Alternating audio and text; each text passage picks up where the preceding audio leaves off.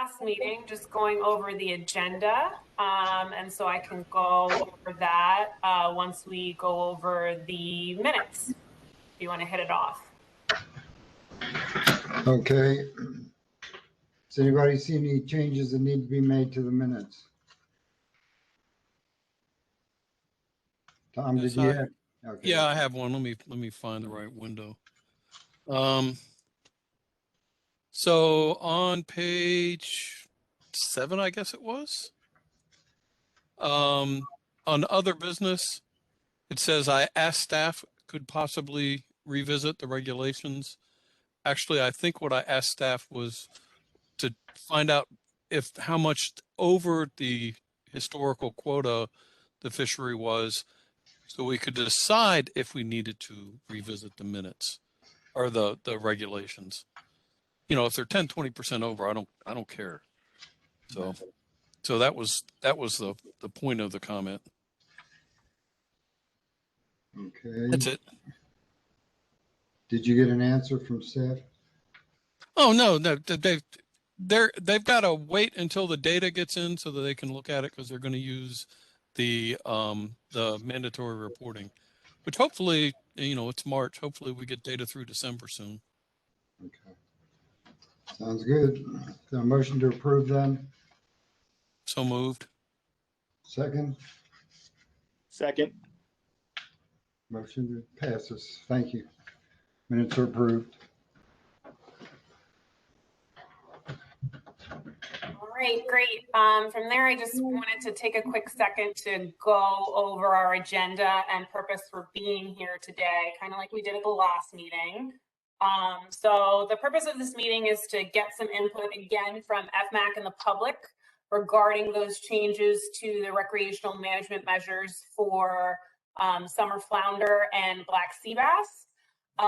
Just by way of letting folks know who hadn't been on the call before, present on the call is myself. I'm Shanna Madsen, one of the deputies of the Fisheries Management Division, and I am the agency representative to the ASMFC Summer Flounder, Scup, and Black Sea Bass Board. Pat Gear, our Chief of Fisheries, is our agency representative to the Mid-Atlantic Fisheries Management Council. And Alexa Galvan, who will be running the vast majority of the meeting, is our fisheries science, one of our fisheries scientists, and she's our agency rep to the technical committee and the monitoring committee for all 3 of those species. Alexa's going to spend some time getting into more detail later, but we are once again requesting more input from you all to help gather some information on what recreational management measures will look like for these species. Just a warning again, discussions today are not decisions. VMRC staff is going to take the feedback so that we can help represent our industry's needs to the states in our regions that we are building consistent management measures with. Actual management measures will hinge on us having those conversations and working in cooperation with the Mid-Atlantic Council and ASMFC. So what we're going to do today is Alexa's going to present on each of the species, and then FMAC can take some time to ask questions and deliberate. And then we'd like to take public comment after each of the committee deliberations. There are several members of the public present. We're really glad to have you guys here today. So we will put up a timer to try to limit the comment to 3 minutes, just so that we can make sure to allow everyone to speak. As a heads up to everybody who's here, VMRC staff was approached about exploring an additional option specifically for black sea bass by some of the members of our industry today, which we will take some time to discuss further tonight. But I did want to let everyone know that this can't delve into trying to manipulate the management measures live. It does take staff some time to do those calculations, so it's not as easy as saying, well, let's just add a few days here or lose a few days there.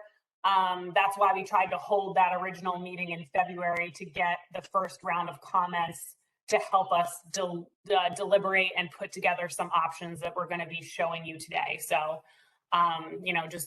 just be patient, because it obviously takes us some time, and I don't want this to devolve into well, let's just get rid of some days here or some days there. Again, we have to do the calculations to figure all of that out. And then the final thing that Alexa is going to talk about quickly today is an update on the harvest control rule addendum that the Mid-Atlantic Council and ASMSC are working jointly on. And that's a new way that those management boards are going to be looking at for how to set recreational management measures in the future. So stay tuned for that. And with that, I am good to turn things over to Alexa unless anyone has any questions or comments about how we're going to proceed this evening. All right, hearing none. Alexa, I'm going to turn things over to you. Thank you, Shanna. Let me just share my screen.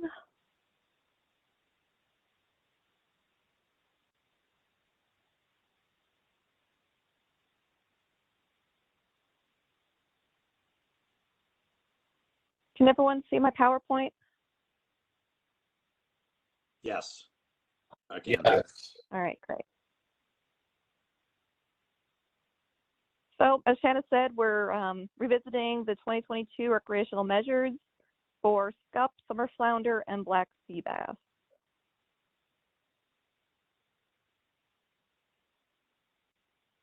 As a reminder of the timeline, on February 25th, all the regions submitted conservation equivalency proposals to the technical committee for a technical analysis.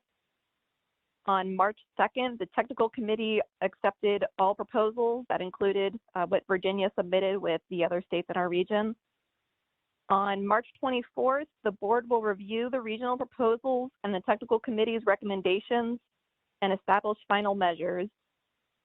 In April, the board will certify to the National Marine Fisheries Service that proposals will achieve and not exceed the recreational harvest limit as required by the Magnuson-Stevens Fishery Conservation and Management Act.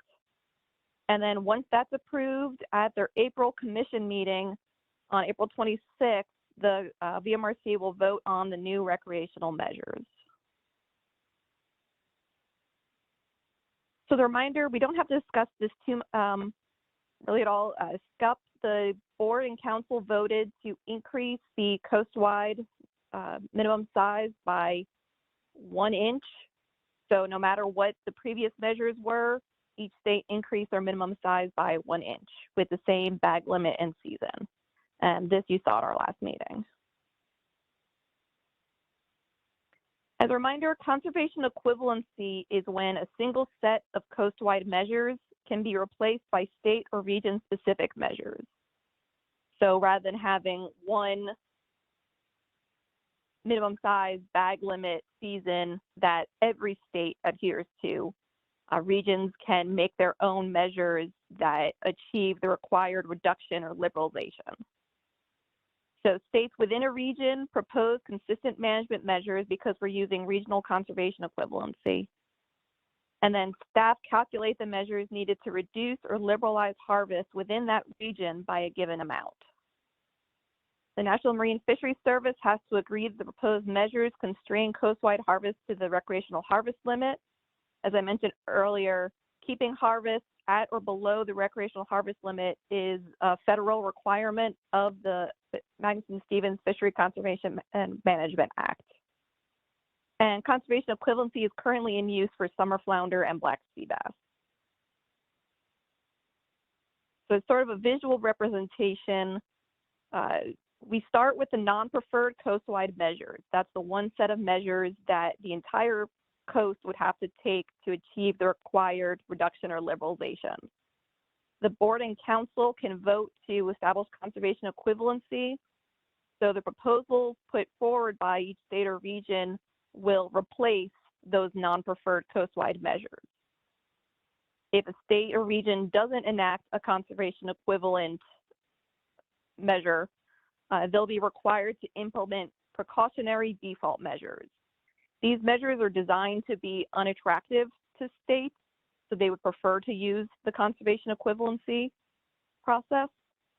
And if a state, let's say, kept it status quo rather than taking a reduction, if they didn't do either of the previous two steps, ASMFC could rule them out of compliance.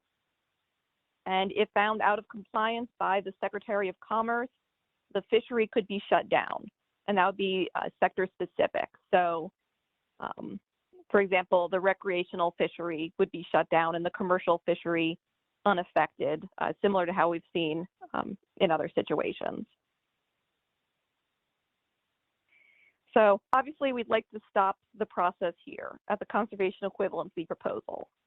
That's when staff can work with you to figure out what is our best option. So for summer flounder, the board and council approved a 16.5% liberalization in the state and regional measures, and they approved regional conservation equivalency. So Virginia, Maryland, and Delaware are required to submit one proposal with consistent measures.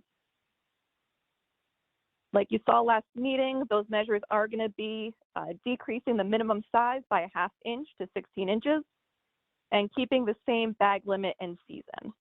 Now, at our last meeting, there was some interest in looking at liberalizing the bag limit as well to 5 fish.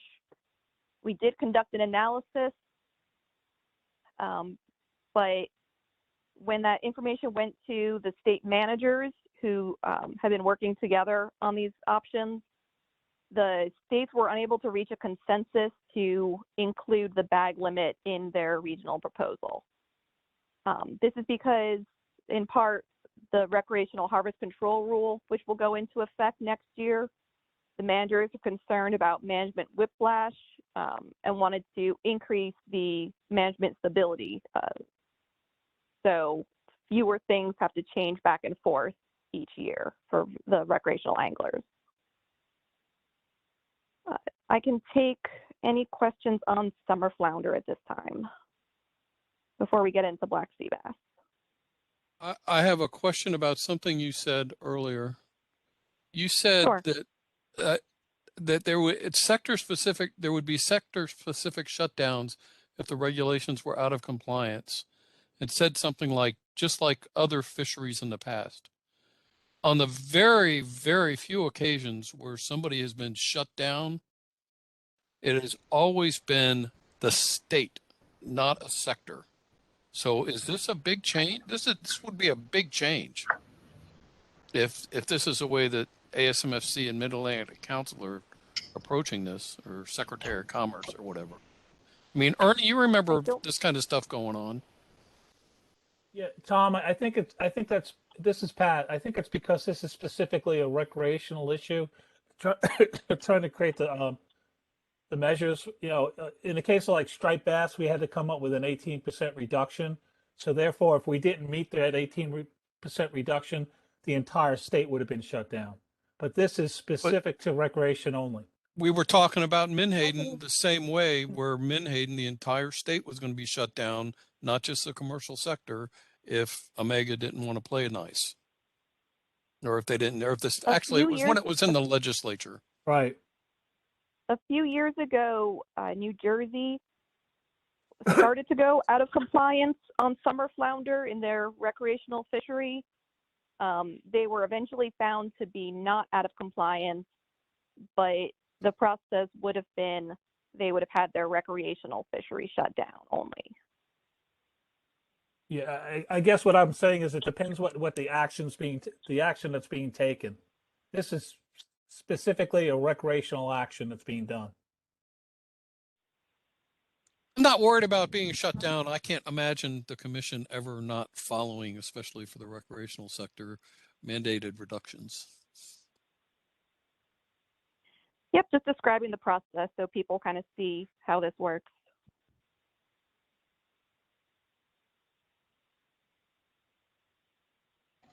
Okay, anybody else on the committee have any questions?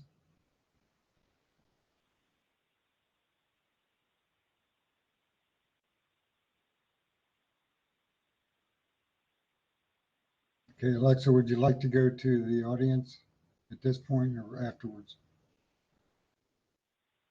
Sure, we can take any audience questions on summer flounder now. You can put your hand up there's a raise hand function if you'd like to speak, or you can type in the chat and then you can be unmuted. Summer, are you able to call out if anyone has a question?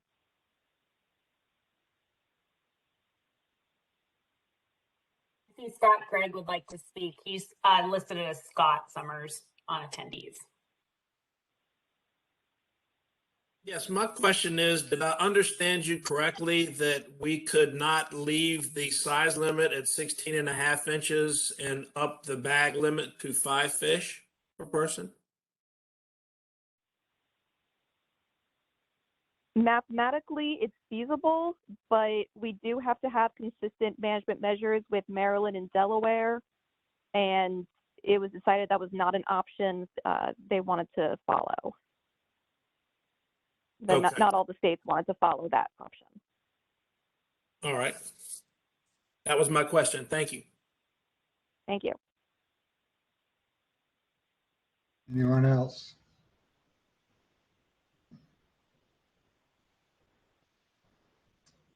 Okay, not seeing any. Let's move on. All right, moving on to black sea bass.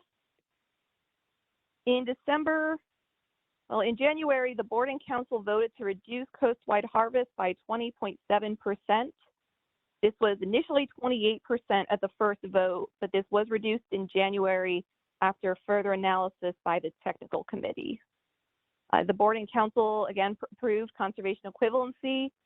So Delaware, Maryland, Virginia, and North Carolina will all submit one proposal with consistent measures.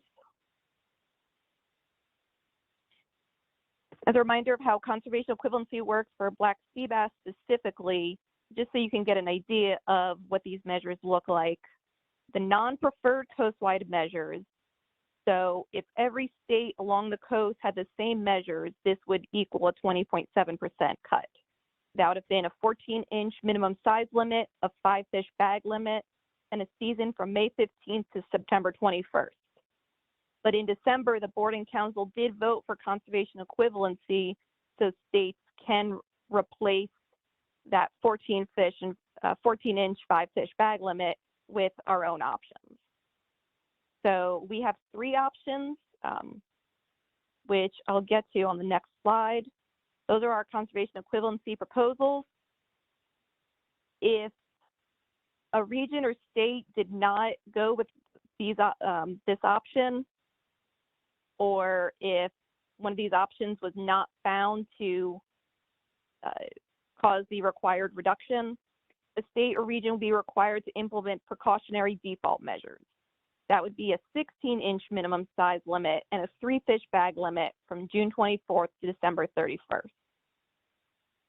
If a state didn't take a conservation equivalency proposal and didn't implement the precautionary default measures, they would be found out of compliance and they could have the recreational fishery closed.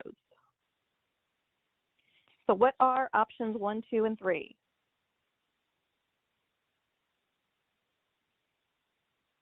In the left column, you have our current measures, 12.5-inch size limit, 15-fish bag limit, May 15th to December 31st season. All of our options increase the minimum size a 1/2 inch to 13. And then we did use input from the public, from the committee, from our last meeting to craft these three options. So we heard from some people they'd rather keep the full bag limit, and that if there had to be a season reduction, they'd like to see that taken out at the end of the year. So we have option 1, which is 15 fish and a May 15th to December 11th season. So that takes 20 days out of December. We heard from some people they were interested in taking closure at the beginning of the year.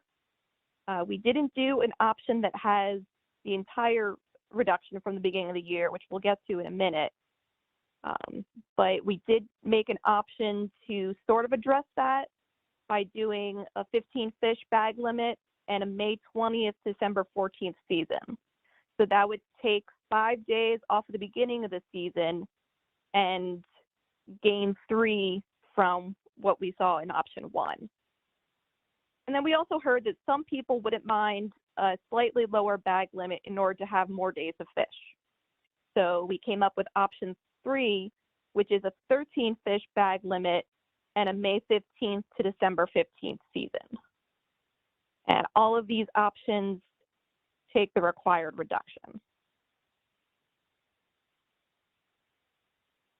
So when we're deciding the number of days we'd have to reduce the season, it's based on the daily harvest rate, or on average, how many fish are being removed each day a season is open. You can see that November, December had about twice as much harvest per day than May, June, significantly more than that for July, August, and September, October. So to kind of put that in perspective, we'll take option 1, which was the 13-inch size limit and a 15 fish bag. We could close May, June for 35 days. That would look like starting the season June 20th. July and August, we would have to lose the entirety of. That would be a 62-day closure or 2 31-day months. September, October, a little less, a 53-day reduction. And November, December would be a 20-day reduction, which is what you did see in option 1.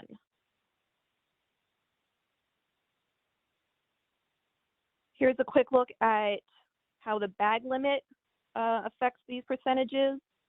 You saw a table last month because we didn't have the data yet for each state. So for Delaware to North Carolina, going down to a 14 fish bag limit would be a 1% savings.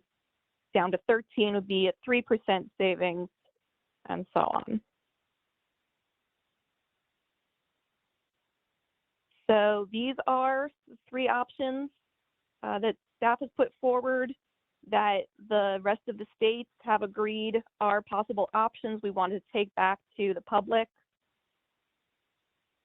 I can take from the committee any questions. If you have a preferred option, we'd like to hear it. If you have an option you'd prefer to strike, we'll take that too. And like Shanna said, if the committee decides we want to support this option, that's what we'll bring to the other states, but it's not a certainty that that is the final option. So I can take any questions or thoughts. Mike Lightfoot here. Can I ask a question? Sure. What's the source of the data on the previous chart that says daily harvest rate? Where did that data come from? That is from MRIP. Okay, then So part that 2 was, it took the total harvest in those 2 months and divided by the number of days the season was open in those months. Okay, so the charter boat captains fill out a daily catch report online. Is that data used anywhere in this analysis? It was not. This is the data the technical committee recommended we use for analysis. Is their trip reports used anywhere?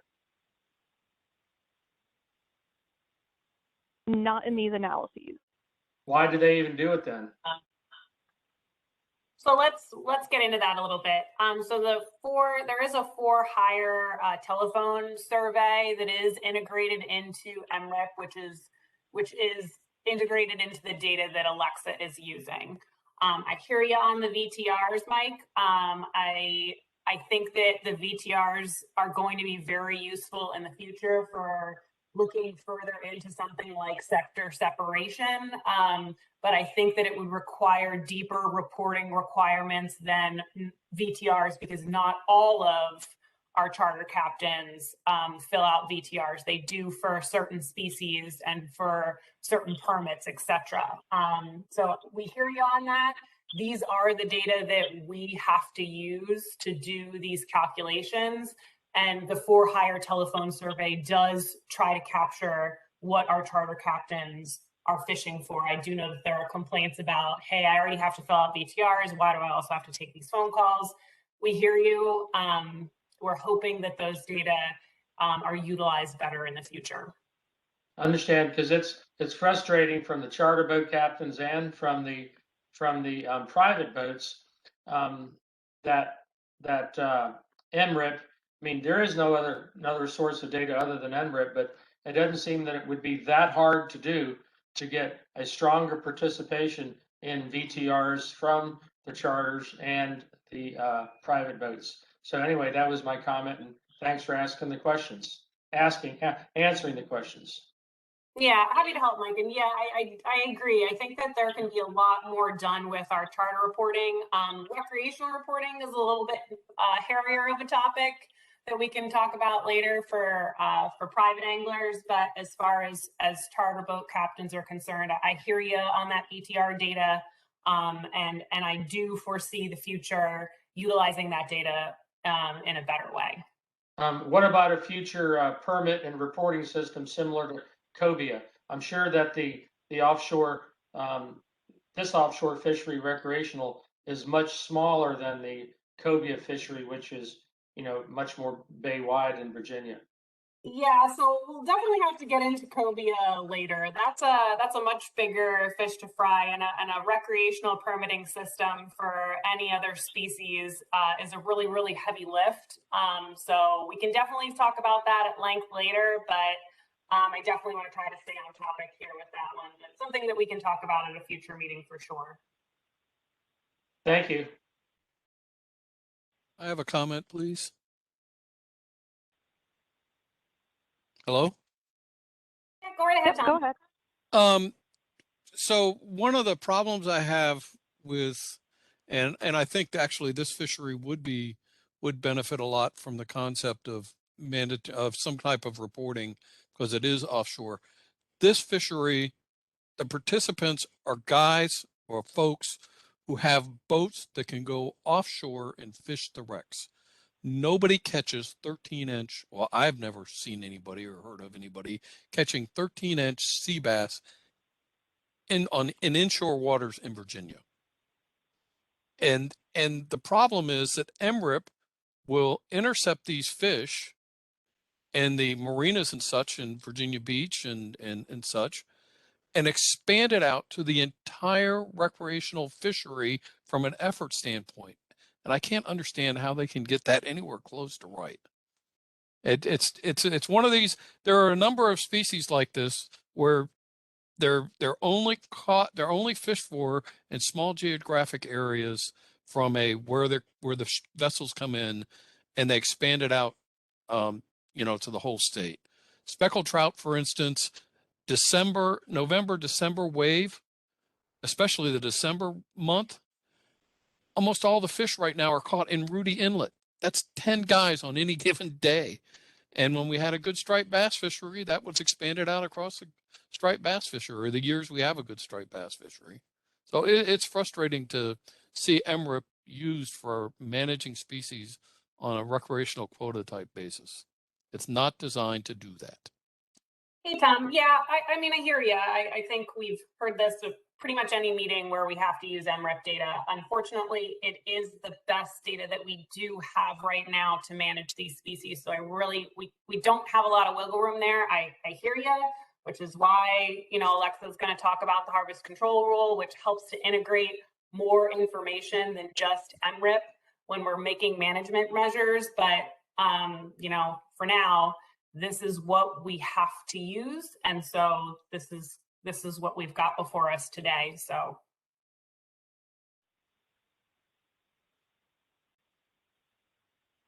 Okay, would any of the committee members care to choose an option? I would like to suggest that we choose options 1 and 2 and let the commission decide which one gets picked based on public input to the commission, not just this committee. So unfortunately, we're unable to do that because we do have to work with the other states in our region.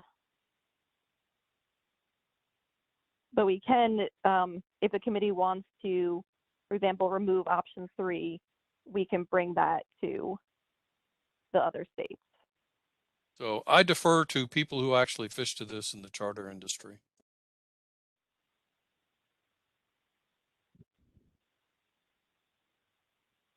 Looks like Skip has his hand up. Can you hear me? Yes, we can. All right. So Tom could not have put that any better on the MRIP thing. Everybody knows that, and everybody gets the same answer basically that Shanna had to say. And for lack that's the way that is, and it could not be, you know, Tom put it great. That's the way that is. So the option 3, the 13 fish, I'm not a fan of that, because if we give up any fish, even though it's only 2 fish, if we give them up, we will never see them back. They will be gone out the window. And to give up 2 fish for just a short amount of days, it could blow those days. And so I'm not a fan of giving up any fish at all. Everybody knows this is a robust stock. There's no shortage of sea bass. There's no overfishing. There's no any of that. This is a typical thing of where we caught too many, according to MRIP, which we probably didn't catch too many, but they say we did. So that's why we have to take the reduction. And I'm the same way Tom is. I'm good with either option 1 or 2. There's not really any difference between the two as far as I'm concerned. I know you're going to hear from the public here shortly, and 95% of them want to try to get all of December, and I'm the same way. I'm with them. I would like to have more of December, but with that being said, and the weather uncertainty in December, we would have to give up a lot of the summer, and I know the other states are going to be on the line with that. So personally, I'm either 1 or 2. I don't really have a one I like better. The 2 might work better because that does give us a few more days in December. But there again, you're going to fight the weather in December. So that's kind of where I stand. Thanks, Skip. Mike Lightfoot here. Sure, go ahead, Mike. Even though I'm the commercial waterman rep, and those cuts happened earlier this year, there is one of the charter captains in Virginia Beach, Captain Pappas, that has talked to me literally for the last week, probably an hour on the phone plus a lot of texting. And I suggested that he organize as many of the Virginia Beach charter captains as he could, for them to come up with a common proposal that fits somewhere between option 1, 2, or 3, or just those options. And I think he has that proposal. He is one of the public comment guys waiting to have his turn. But I think that Shanna knows what his proposal is now. And I haven't seen that proposal, but I'd like to see what it is, if you guys could interject with that now.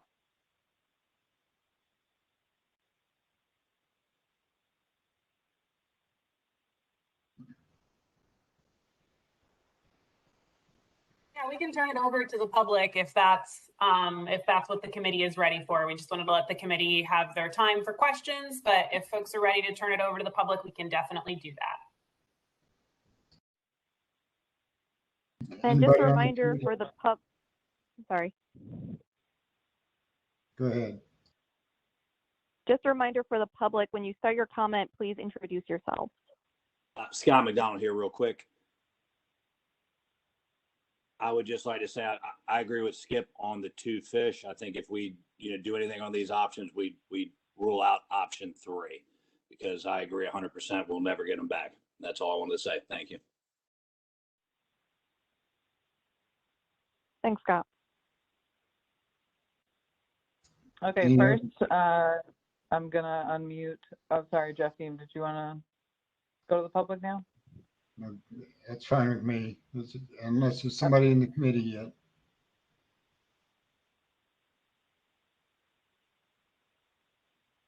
I take it we Okay, can go to hearing the public. none. Okay, I'm gonna request Scott to unmute first. Okay, thank you very much, and I appreciate this time to talk to you guys. I'm part of the small charter boat fleet that runs out of Virginia Beach, and we see these things firsthand. This MRIP program is taking surveys. I was part of the NOAA fisheries listening session that happened about a month and a half ago. And they're taking data from folks at boat docks that fish the bridge tunnel. They're taking data from people that fish on the beach, asking them about sea bass. And you guys are saying that's the best data you have. I'm here to tell you it's not the best data you have. It's junk data. If you take scientists and take junk data to create a proposal, you don't have science. That's not the definition of science. The comment was made earlier that we fish these offshore wrecks and that's where these fish are caught and that's what fishery is affected. And what I want to suggest is that these so-called scientists get off their desks and get on a boat. All of us have side scan, structure scan, sonar, everything you need to go look for yourselves what this fishery looks like in the real world and away from a desk. We will all gladly take any of you anytime you want to go so you can see this. I've even got a camera you can drop down there and look. You don't have to guess. You can count them when you get back to your office from a chip. So this fishery is very much not in trouble. In fact, just the opposite. I do the electronic trip reporting, and I can tell you why you don't get a lot of participation, because the people don't trust you guys. And this is why. We reported limit after limit after limit. Some days we had a limit of fish for 6 people in an hour. Ladies and gentlemen, that doesn't happen because your fishery is in trouble. It happens because there's a gazillion fish out there on these wrecks. All right, we don't have a population problem. So I'm definitely with anything that keeps our 15 fish limit in as many days as possible. Again, I challenge you guys to get these people, if they're going to do the data that you're going to use to make decisions that affect people's livelihoods, make them get it a better way. If you're not going to use the e-trips, then stop making us do it.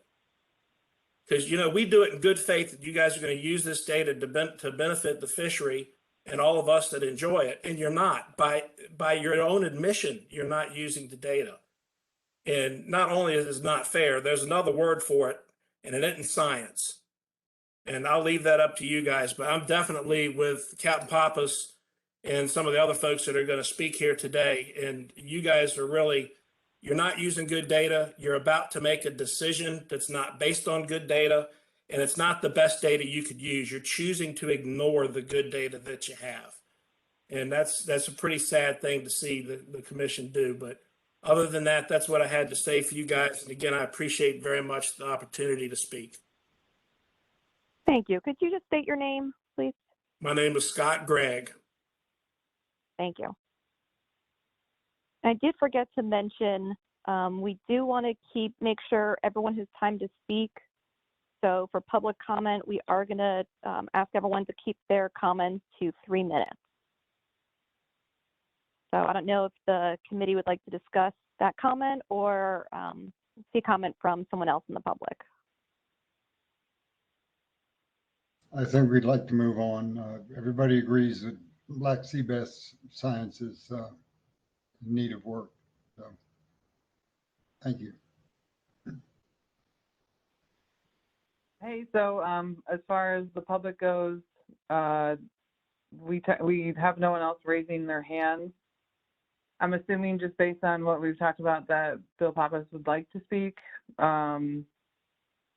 So I will request him to unmute, but otherwise, if anybody else wants to talk, you need to either raise your hand or enter it in the chat that you'd like to speak.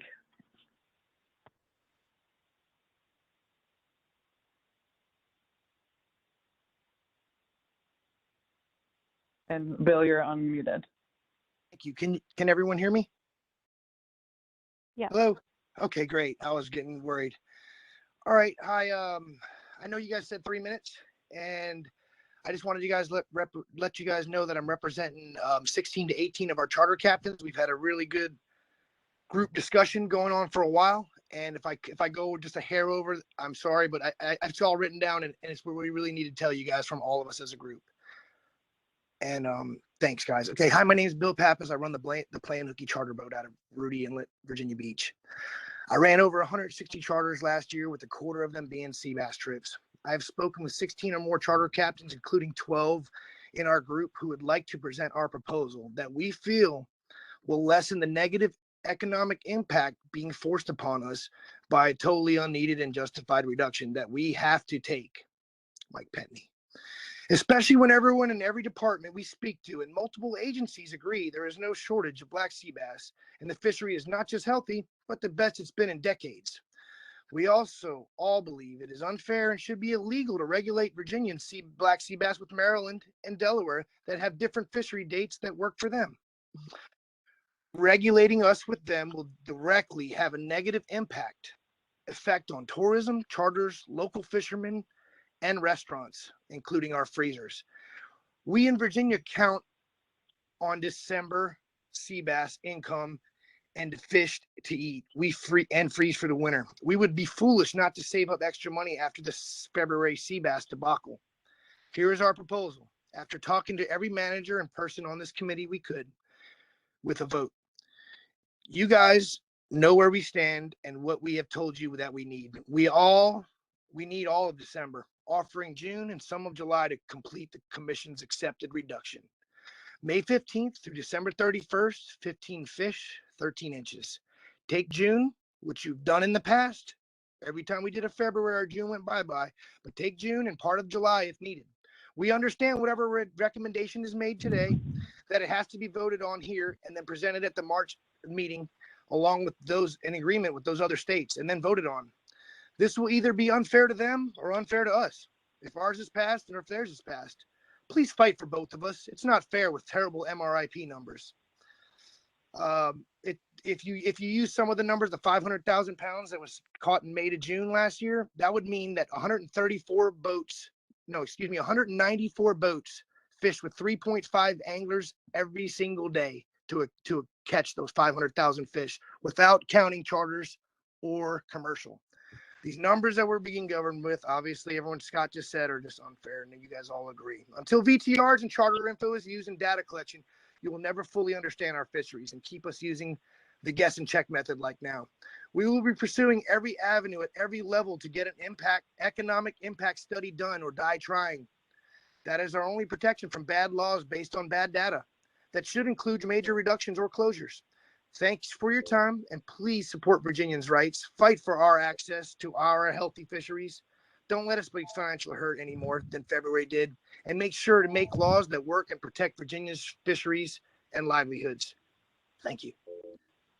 Thank you.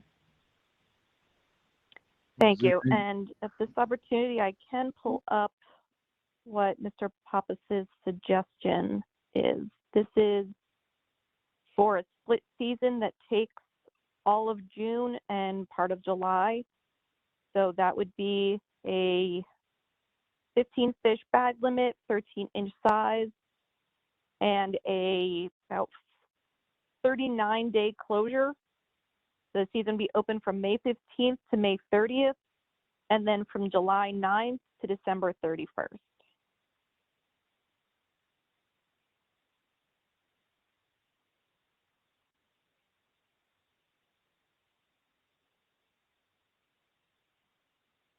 I have a comment. You would need all the other states to agree on this, correct? This isn't just something Virginia could do.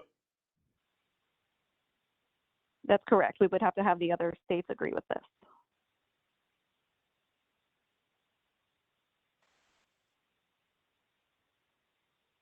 We don't have a feeling from the other states yet, since this was just brought up today. I know we're going to be sharing it around to the other states, especially if this is something the committee wants to pursue.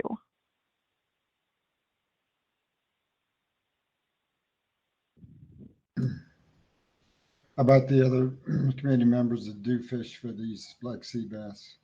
How do you feel? Mike Lightfoot here. Okay, say again? Lightfoot here. Yes, sir. I would be curious to see what the other states say. Okay. Yeah. John Bella, Jeff. Yes, sir. I'd like to ask staff, what's been your experience in dealing with states on issues such as this? Are they willing to change? Any feel for how you think? Hey, John, it's kind of hard to hear you, but I think you're trying to say how have our interactions gone with the rest of the Delmarva and North Carolina states? That is correct. I'm asking what do you think their reaction would be or reception would be? Would they be cooperative or uncooperative? Well, so I think that they would like to, I think, you know, any of these options, they would also need to go speak with their industries about. So I don't, you know, I don't want to speak for them. I do know that Captain Bill has been talking to a couple of charter captains in some of the other states, and some were amenable, although I did talk to some other charter captains from other states who were not amenable to this. So the other states are more than willing to work with us, but they have to consult with their industries as well. And we all kind of have to come to the table and make a decision together. So, you know, I definitely don't want to speak for them at this point. This is not an option that they were given when we had a discussion with them a few weeks ago after our first FMAC meeting, because at the first FMAC meeting, as you remember, everyone who was there wanted modifications to December. So that is what we discussed with them at our first meeting, but I can take this proposal to them moving forward now that we have it. Jeff, Sir, is there a way we can maybe send two options? Maybe send this as our preferred option and then one of the other options as our fallback option. And I would be all for this option. The only thing that concerns me with this option are the dead discards in June and July when everybody is out there tile fishing. yeah, that's an issue for sure. I'll let staff decide or tell us whether or not they could bring this to them. Yeah, so Skip, that's fine. So for the board meeting in March, we'd like to really hone in on an option by that time. However, we can bring forward a couple of options to the smaller group of states that need to discuss before that board meeting. So it's okay. Like, what I'm kind of hearing from folks today is they're interested in having this option on the table. I have heard from several people that they're not interested in the option that reduces the number of fish. So if we struck that one and replaced it with this one, we're not going forward with any more options than we already had before. So, you know, it's not too big of a deal for us to put this one in as well, up for discussion. Yeah, that actually sounds like a good idea. Get rid of the third one and replace it with this one. Yeah. And Mike Lightfoot here. Other folks, go just in a second, Mike. We do have two other folks that have their hands raised in public comment section, so I would like to give them a chance, but go right ahead, Mike.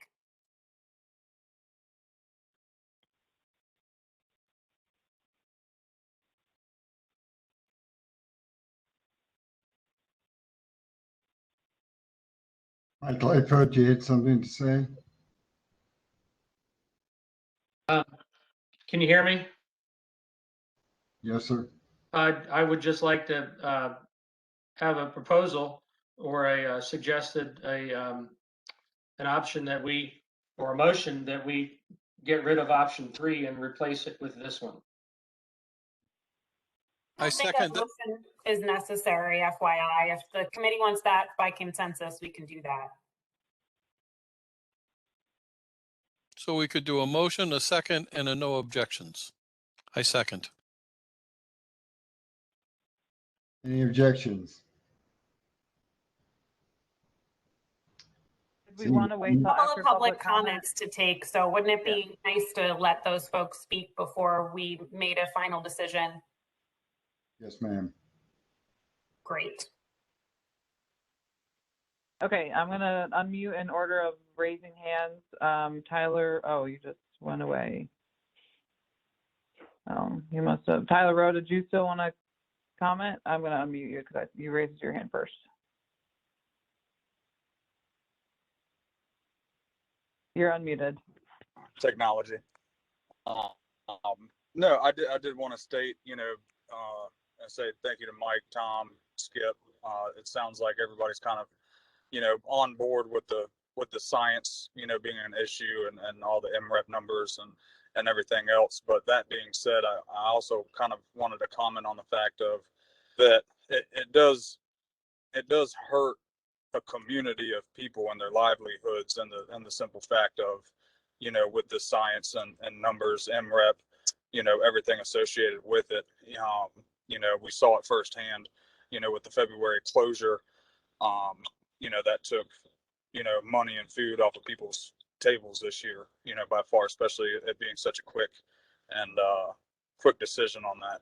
So I do like to see that, people are, kind of voicing out and stating, that the science is wrong and that we need to kind of change something. But, on the other hand of that, it's kind of hard to still sit here and hear that and also at the same time be making a decision on, reductions, when it's, obviously fully known that science and MREP and everything else is definitely a direct effect of the falsifying of all of these numbers. So, the VTRs, like Scott said, it's, why are we doing them? If they're not included, that puts more on us. We discussed this back at the, back in the meeting that we were a part of, in NOAA a couple months ago.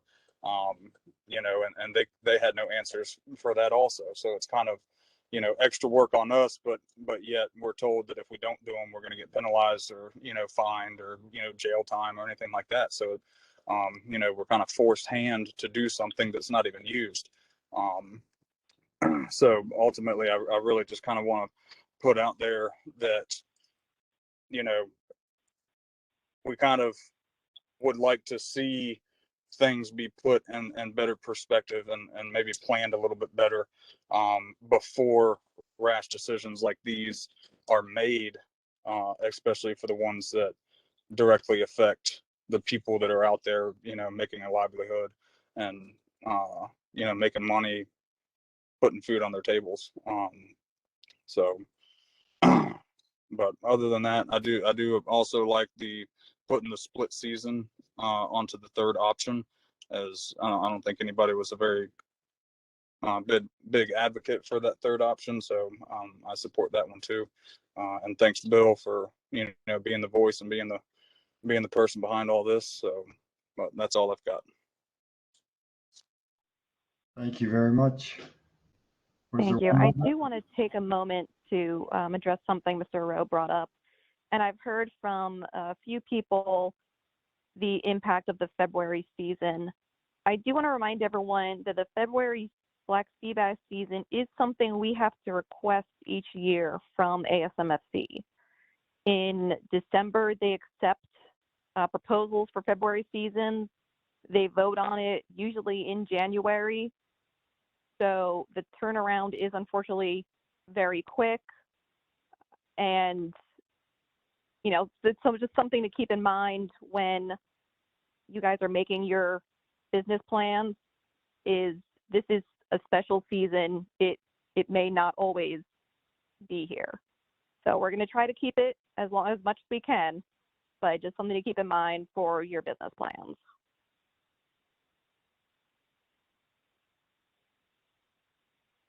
Okay, I'm going to unmute Mike Avery or request to unmute.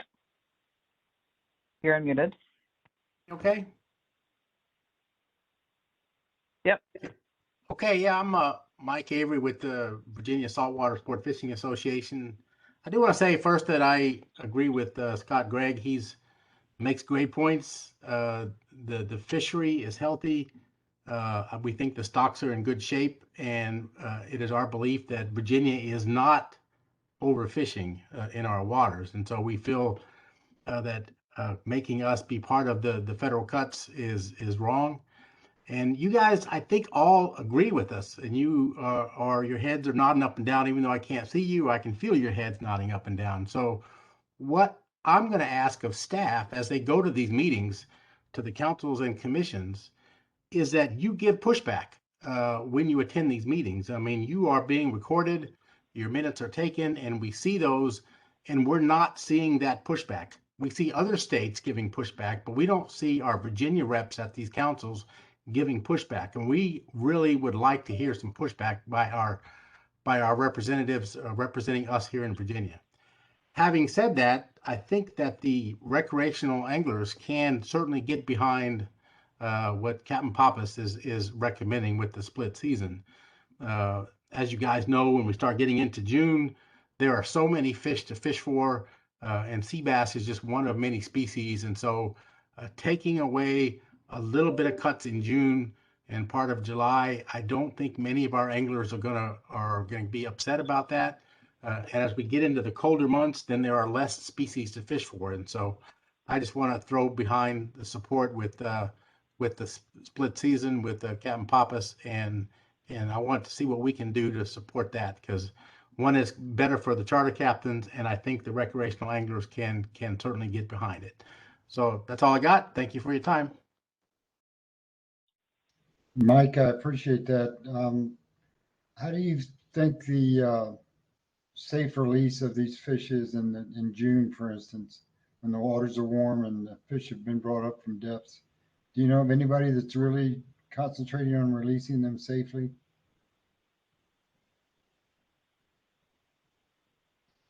It's certainly an issue in the deeper waters as you're fishing for blue line tilefish.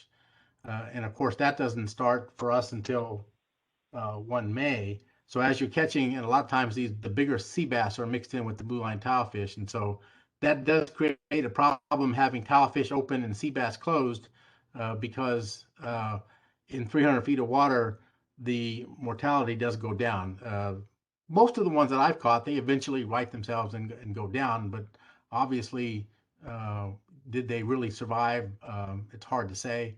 I think the mortality does go up in the deeper water. But when we're in 100 foot of water, where a lot of our guys are wreck fishing for sea bass, I don't think that most of these fish survive if they're fishing for flounder or something else, a spade fish. I think that the sea bass do survive. It's only a problem in the really deep water. That's just my opinion on that. Do most of the tackle shops that you work with have devices for sending fish back down? Yeah, they have them, and a lot of guys do use them. I think that more people could use it. It's probably an education campaign to use the release devices. A lot of captains do that, but probably not enough. All right, thank you, Mike. It may be something we need to work on.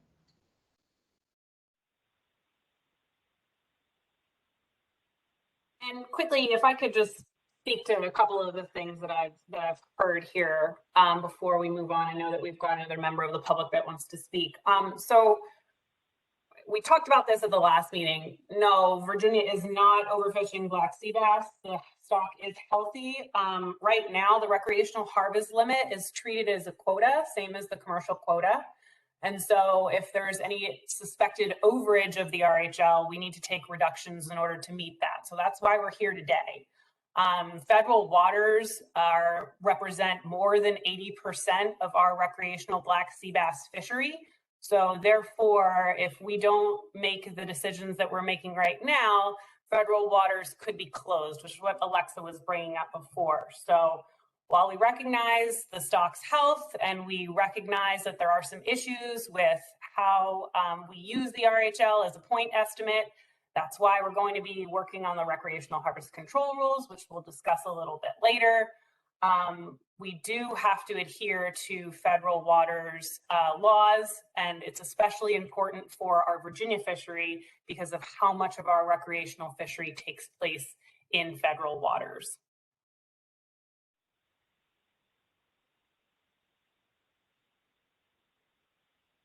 Were there any other members of the public that wanted to talk? Yep, there's one more. Alex, I'm going to unmute you. Okay, you're unmuted. Recreational angler. And one question I had as staff is, I realize black sea bass are managed regionally and conservation equivalency is on the table. Is it possible that, sorry, the wind's really bad outside. Is it possible that we could run this split season scenario with the other two options, just to see, you know, if would it make this 21% reduction? And if so, then you could have that in your back pocket. So you would still meet the reduction at the board level, and then, or whatever decision you make today as far as seasons go. And so you're prepared when you go into that meeting. Thanks. Yeah, so every option we put forward does achieve the 20.7% reduction. Okay, yeah, I think what I was saying is the option that they're proposing or was proposed earlier, the split season, would it be possible to run that and see what the savings were, and also look at it regionally to make sure that it would still make the 20.7% reduction? Since conservation equivalency is on the table, it would kind of deviate from the other states, but as long as you still made that reduction, if that's even feasible. Yeah, so all of these options, including the split season, were calculated regionally, and the split season does, it comes to a 21% reduction. Oh, okay. Okay, never mind then. Thanks, Alexa. No problem. I have a question for staff. Do you change the ratio of dead discards at in this split season, for instance? If we were to keep it during the hotter months, are the dead discards increased?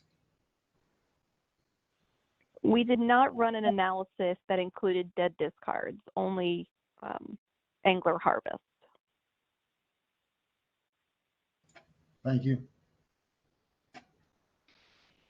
Okay, we have another person from the public, Jim Boltz. I'm gonna request you to unmute, and then you can unmute yourself. Okay, you're unmuted. With Jake Boltz, we're flying fish, sport fishing. Just a real quick thing about that, the discards.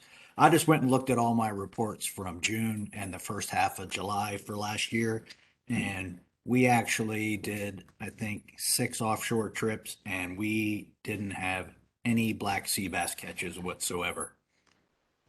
So there weren't any dead discards from us during the entire period of time that we're requesting the closure already. That's it. Thank you very much.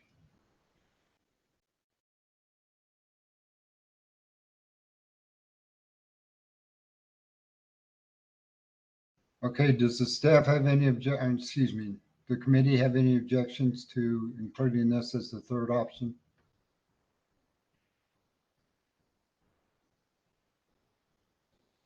Seeing none, I guess we can do that. All right, so to confirm, we'll bring back to the other states options 1 and 2 from this slide. Those are the 2 15 fish, 1 season from May 15th to December 11th, 1 season from May 20th to December 14th, and also the split season option of 15 fish, May 15th to May 30th, and July 9th through December 31st. And really quick, if maybe the committee would like to provide a ranking of their preferences for these things, that would be great to know. You know, if one of these is your number 1 preference, another is your number 2, that helps us to kind of talk to the other states and let them know exactly what our industry is thinking. Okay, committee members, any strong feelings one way or the other? Mike Lightfoot here. First, I'd like the split season to be option, the first choice. And secondly, in the deeper water, the split season in the deeper water fishing for tilefish, the water that is more than 100 feet deep, a lot of the charter boats, Captain Papa's said this, they do catch sea bass and have to let them go, and they die in the deeper water as an accidental catch while they're tile fishing. So the split season does reduce dead discards. That's something that the staff could mention to the other states that have a tile fish fishery. I know that North Carolina does. I don't know. I know that Maryland has a tile fish fishery. I don't know about Delaware, but that is something you can throw up to them that may make the split season more attractive to them. But my vote would be the split season as preferred option number one.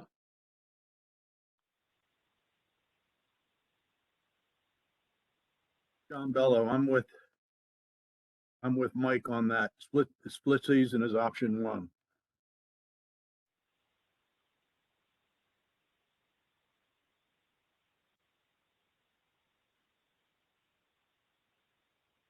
Okay, everybody speak up.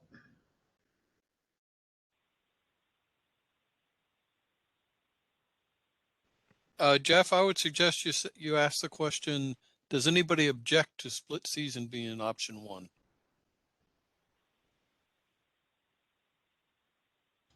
That's a good idea. On his recommendation, does anybody object to split season being option one?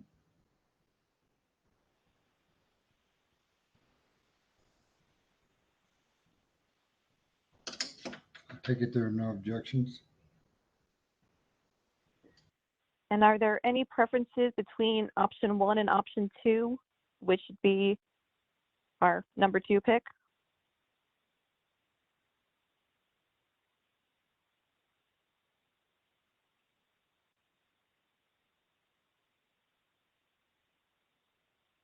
If it's equally preferred, we can just leave it at that.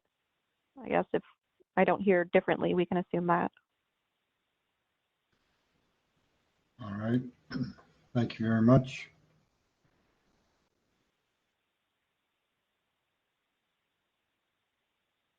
Hey, Jeff, Sir, I just want to clear up. Mike mentioned that the split season would help the dead discards, and it's actually the opposite. The split season is going to make the dead discards worse because that's 40 days over the summer where people are tile fishing in 300 feet of water, throwing back dead sea bass.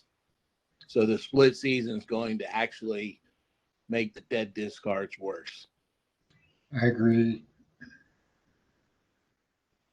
Lightfoot here, my mistake, I stand corrected.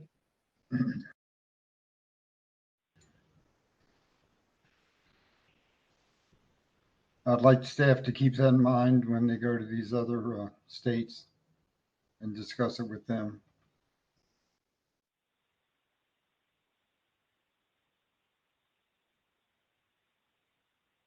You definitely can. And just to, let everyone know, so that's about option 1 is about a 20-day decrease in the full length of the season. The new split option is approximately a 40-day. So just something else for folks to keep in mind. I know that some folks were saying that they wanted a longer season. So just something else to think about.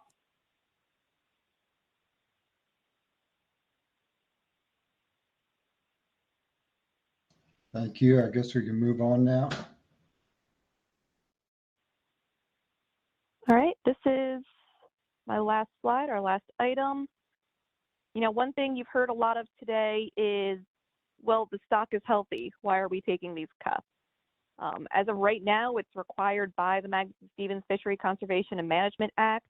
If we exceed the recreational harvest limit, we have to take the cut that would bring us back to the RHL. So, but being voted on this year by ASMFC is the Recreational Harvest Control Rule, which addresses this. ASMFC is holding a public hearing on this for Virginia virtually on March 16th at 6 p.m. You can find the link on our website to register for this. The Recreational Harvest Control Rule considers changes to the process for setting recreational measures for summer flounder, scup, black sea bass, and bluefish. This won't implement actual measures. It just defines the process we use to reach them, similar to what you saw here this year. Several options do take into account stock status, fishing pressure, and recruitment trends. I can't go through all of those. There's a lot, about, I think, 4 or 5 options that go into depth in the draft addenda document.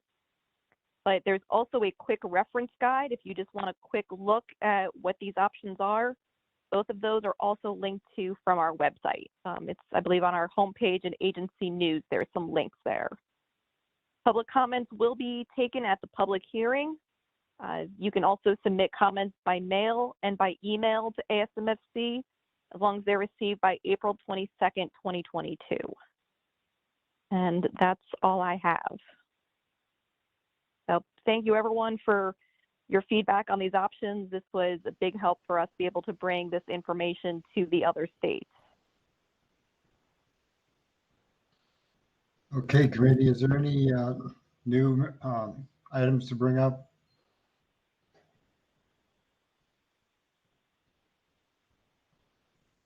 On staff's end of things, we don't have anything new to bring up. I think there was quite a list of new business items that were brought up at the last meeting that we're still working through. But on our end of things, we do not have anything else to bring up. But I do want to echo Alexa we really appreciate folks coming to these FMAC meetings. I know that I've talked to a lot of you. Some of you are just getting involved in the management process for the first time. And we appreciate your feedback. We would really like to see you come to these FMAC meetings because it's really the best place for you to get involved in the process early and often. And so if you folks have any questions after these calls, you know all our names, our phone numbers are on the websites. You're welcome to chat with us at any time. You know, we'd prefer to leave that door open and make sure that we're talking to everyone. We're here to listen to you as our constituents. So we appreciate y'all being here tonight. Do you have any idea yet as to when we'll be meeting face to face? Yeah, Jeff. So we don't have anything specific on the docket just yet. I will say it will probably be after April. We have a number of other meetings coming up in the next few months. So I'm guessing probably in May or June, we might be able to have an in-person meeting to go over some of these new business asks that we got at our last meeting. All right, thank you. Motion to adjourn. So move. Second. I second it. We're adjourned. Thank you. Thanks, everybody. Thank you, everyone. Appreciate it. Yeah, staff, this is Mike Lightfoot. Do you guys have a moment for something different?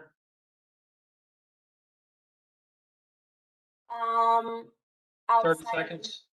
Outside of the meeting, Mike, or? Yes, yeah. I just want to inform you guys about something very interesting. Okay, do you maybe want to give one of us a call? Because I don't know. Yeah, I'll do that. Thank you. Public. Okay, great. All right.